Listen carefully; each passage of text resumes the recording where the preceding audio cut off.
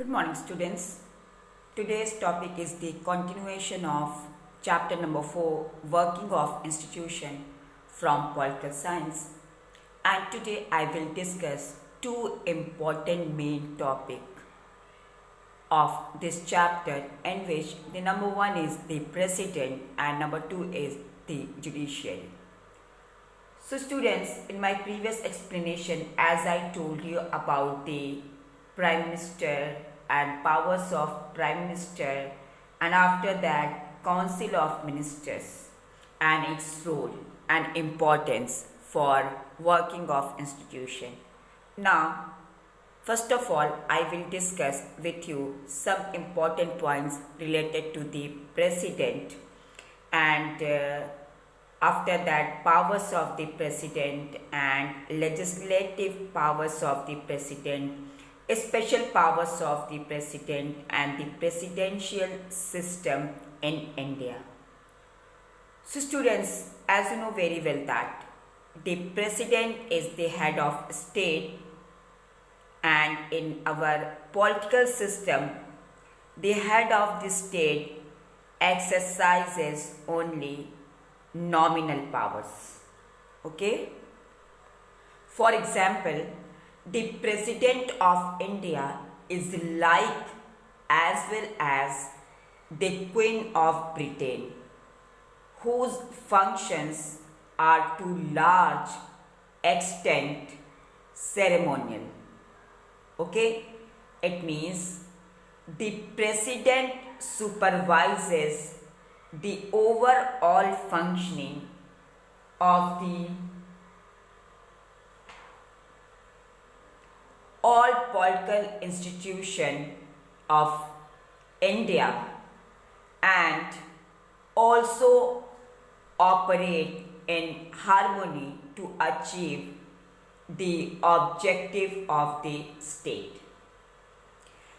And students, our president is not elected directly by the people. So one question will arise here, that how the president is elected. So students, all the members of the parliament, it means MPs, and all the members of state legislative assemblies, it means MLAs, elect the president of India. Okay? And a candidate standing for the president post, it is must that he or she has to get a majority of votes to win in the election. And you know, and I told you about this is a common process. If majority will be, then anyone can be elected as a president, prime minister, etc., etc., only on the basis of majority of votes. Okay? And this ensures that the president can be seen to represent the entire nation. It means this is the responsibility of the president of India to bind all the state of India and maintain harmony among all the state of India, and president represent the entire nation also. Okay? After that, now I am going to discuss with you powers of the president. This is very important topic. So students, all the government activities take place in the name of the president. Okay? And all laws, rules and regulation and major policy decisions of the government are also issued in the name of President of India. Okay? And all major appointments related to the government also made in the name of the president. And students, president of India appoints the Chief Justice of India, the judges of the Supreme Court and High Courts of the states. Okay, now you can understand all major appointments are made in the name of the President, and these are appointment of Chief Justice, judges of the Supreme Court and the High Courts of the states. Okay, and our presidents of India also appoints the governors of the state and the election commissioner and also the ambassador to other countries also. And all international treaties and agreements and decisions between the countries and state are also made in the name of the President. Okay, and the President of India is the supreme commander of the defense forces of India also, and our President exercises all these powers only on the advice of the Council of Ministers.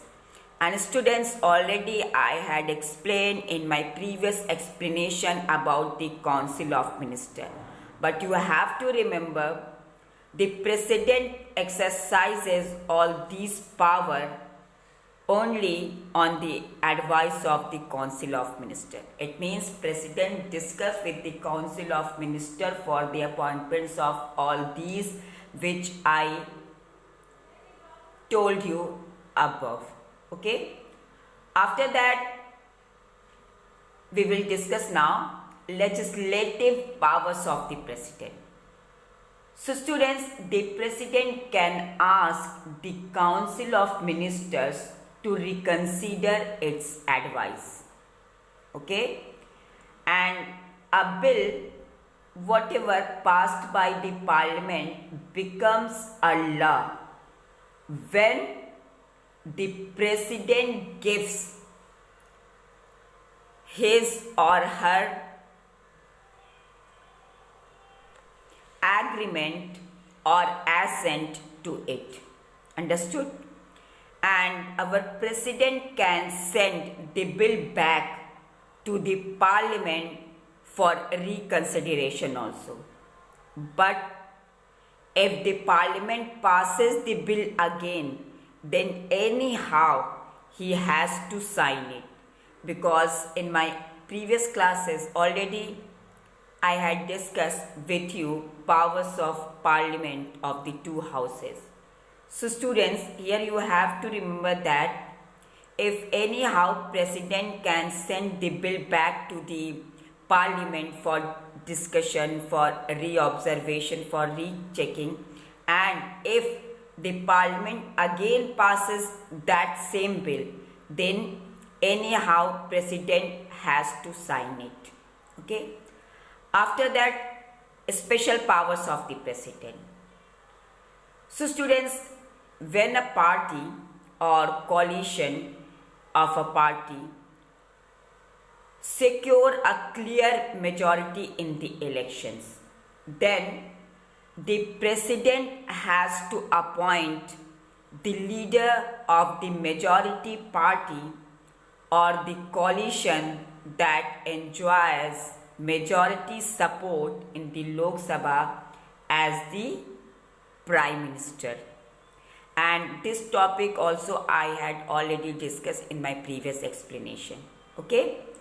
And if when no party or no any coalition, students, here the meaning of coalition means different parties supported to those party who members or party has chance to win election. Then all small party and big parties sometimes given their seats to that party for it to support them, and the combination of a number of parties into one group is known as coalition. Okay, so when no party or coalition gets a majority in the Lok Sabha, then the president exercises his direction, and the president appoints a leader who, in his opinion, can be according to the majority support in the Lok Sabha. And in such kind of cases, the president can ask the newly appointed Prime Minister to prove majority support in the Lok Sabha within a specified time. Okay? After that, the next topic which I will discuss with you, that is the presidential system. So students, our president all over the world are not nominal executives like the President of India. It means whatever work of president in our India, that is not same the work of president in all over the world. For example, in many countries of the world, the president is both the head of the state and the head of the government. And for example, the president of the United States of America is the most well-known example of this kind of president. It means the president of the United States of America is the head of the state also and the head of the government also. Okay? And the president of India only is the head of state. Now it is clear? And the US president is directly elected by the people.